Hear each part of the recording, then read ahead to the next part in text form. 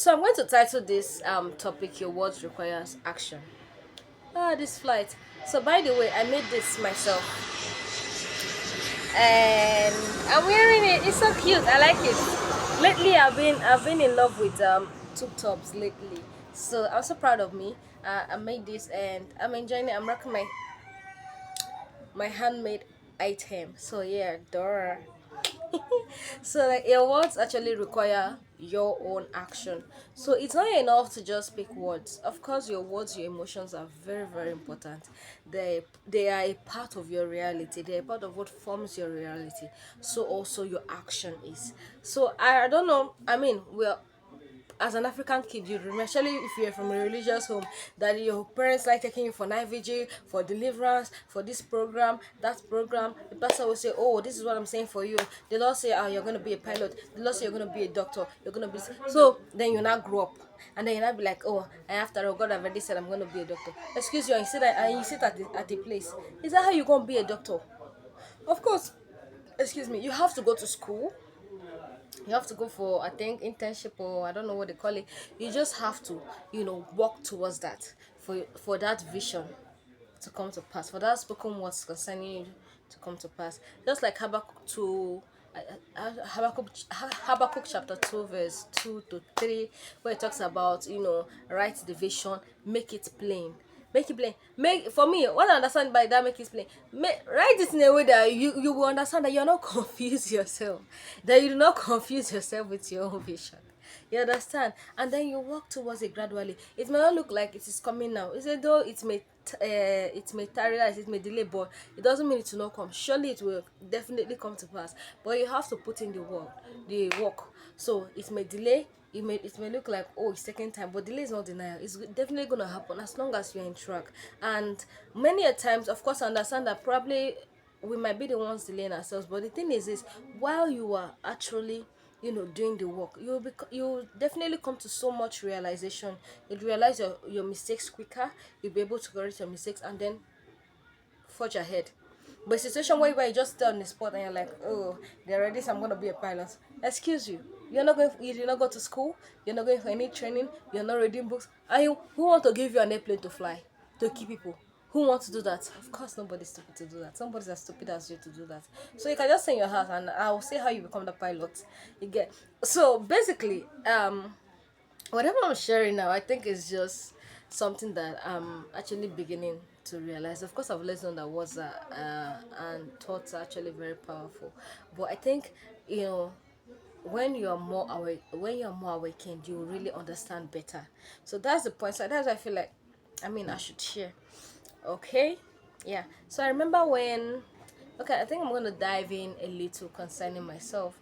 I remember when I was, trying to get, admission to this flight. I was trying to get admission to go to schools. No, I already got the admission already.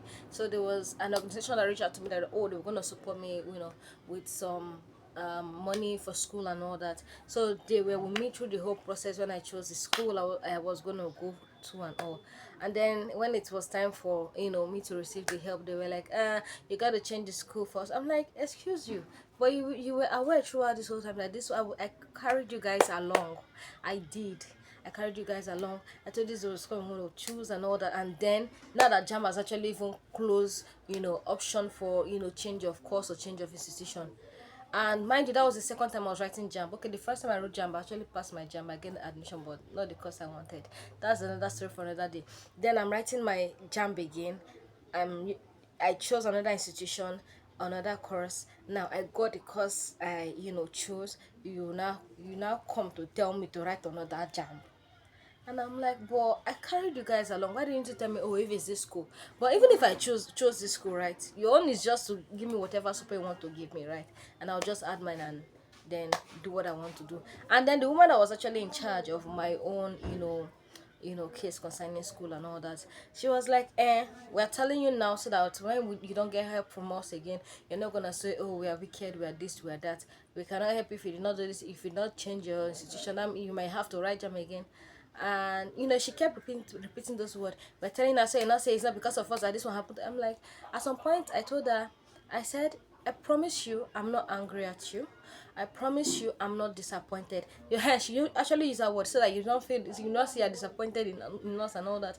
And I told her, I promise you, I'm not disappointed. I promise you, I don't feel angry at you, because she was like, eh. I said yes, because she was shocked that I would actually say that to her. Then she was like, why? I said, first of all, it is not your duty. You do not even owe me anything to, send me to school and all that. You came out and say you want to support, not like you want to take the full responsibility. I never remember begging you guys for anything, but you guys reached out that you wanted to support. So if you want to take it back, no problem. Of course, their support would have actually it would have been a big relief for me, while in school. That I know for sure. But for the fact that you decide to take it back, doesn't mean you're taking my life. It doesn't mean you are stopping what the purpose that God has for me. You get. So I told her, I said I'm not disappointed. Because I do not put my expectation in men. And this was when I was just like a young 20-year-old. I promise you, I was just freshly into my 20s. She was shocked that I would say that to her. She was taken aback. I said, I do not put my expectation in men, so you cannot disappoint me. I put my trust in God. God will definitely bring me out of this situation. I told her that it was actually a painful experience.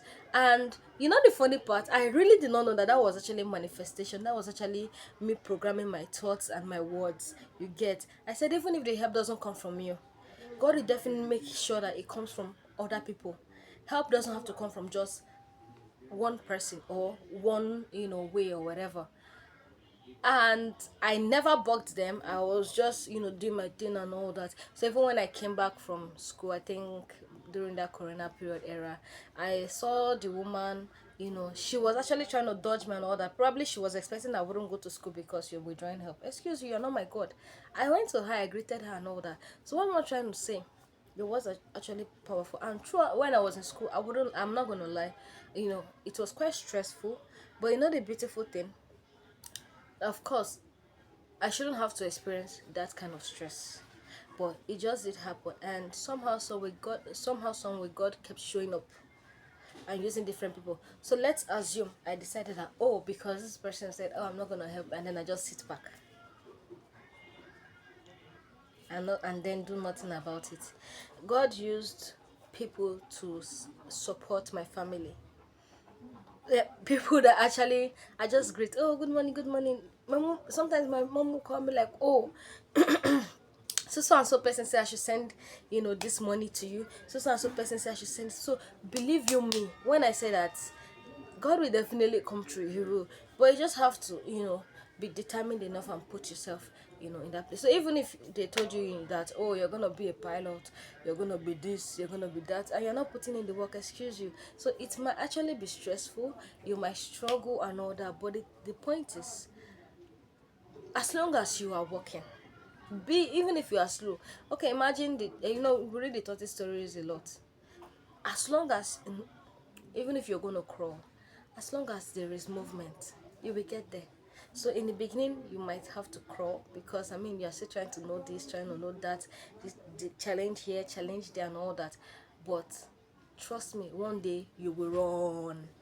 Because you will run, because now you know a lot of things that you didn't know. You know that, oh, this is how I should have done when I was in this situation. This is what I should have done to be able to get whatever help or whatever I needed from this situation to be able to move to the next. Okay, so you may not have gotten that help, but now you've gotten corrections, you've gotten lessons, so you did not lose. You are using that lesson, to venture into another ground to be able to achieve whatever there is that you have to achieve. You get the point. So vision is not enough. You need to put in the work. So it's just like, oh, you have this vision to have a very big empire, but your situation, your bank account is zero.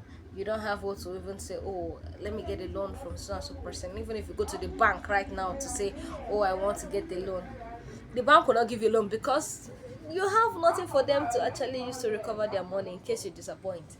You get. But the thing is this, you can actually get a job that will actually get you, through your daily needs and all that. You just at least to survive, to be able to afford to feed, to be able to afford your rent, your electricity bill, and all. Yeah, even if you hate the job, right? Okay, I get the point here. Even me, I don't love my. I don't like my job. I don't like clocking in, right? But I know that this is just a phase. It will get to a time where I don't need to do it anymore, right?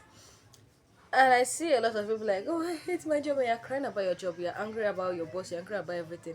But you are not angry about the idiot that you are dating that is making you cry every fucking second, that doesn't give a dime about you, that doesn't even support you in any ramification, be it financially, be it whichever way. You're not angry with that nigga, but you're angry at your job.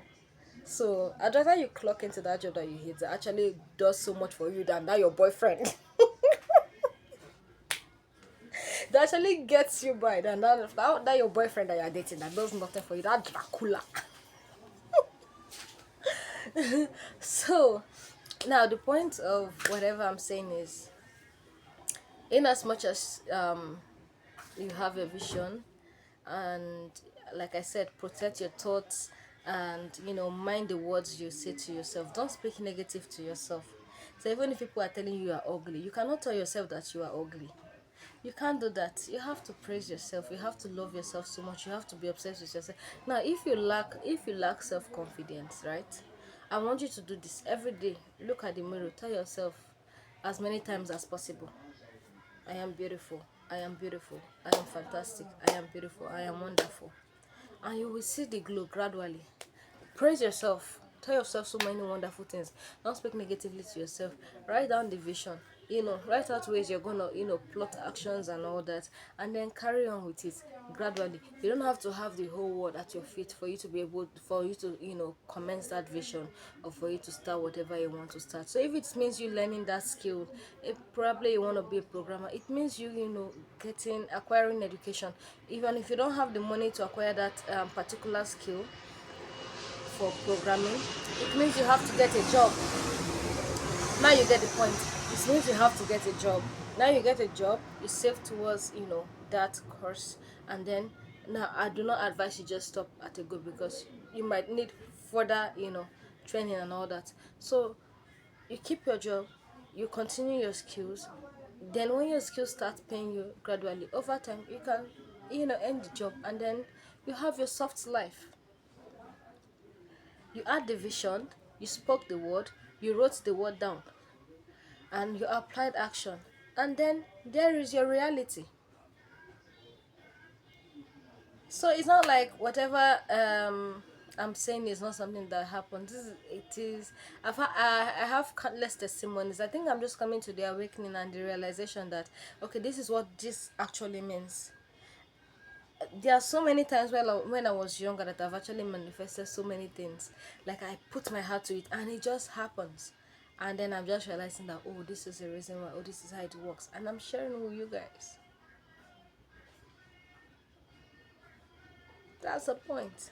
So, yeah, so many instances. Okay, like this finger of mine, it is actually different from the other ones, because I had an accident when I was younger. So this is how my nails used to be on the two hands, but now there's a difference. So I had an accident, right? And as a result of that accident, this video is long.